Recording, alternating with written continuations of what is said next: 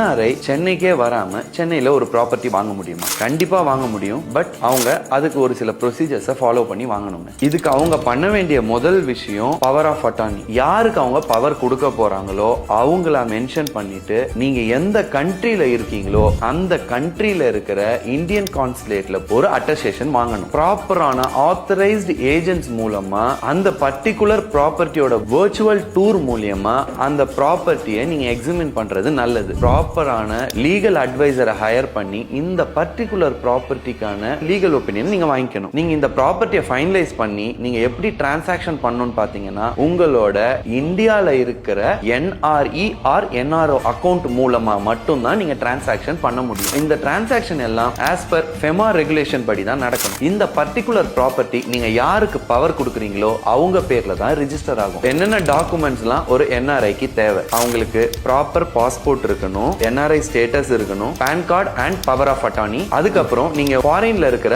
Address proof வேணும். டிரான்சாக்ஷனுக்கு NRE or என்ஆர்ஓட bank account details, if applicable OCI card இருந்தா நல்லதுங்க. இந்த டாக்குமெண்ட்ஸ்லாம் நீங்க ப்ராப்பரா வச்சிருந்தீங்கன்னா, நீங்க என்ஆர்ஐ ஆயிருந்தீங்கன்னா கண்டிப்பா சென்னையில ப்ராப்பர்ட்டி வாங்க முடியும். இந்த டாக்குமெண்ட்ஸ் எல்லாம் இருந்தா கூட as a NRI residential property மட்டும் தான் வாங்க முடியுமே தவிர ஒரு அக்ரிகல்ச்சர் லேண்டோ ஃபார்ம் லேண்டோ உங்களால வாங்க முடியாது.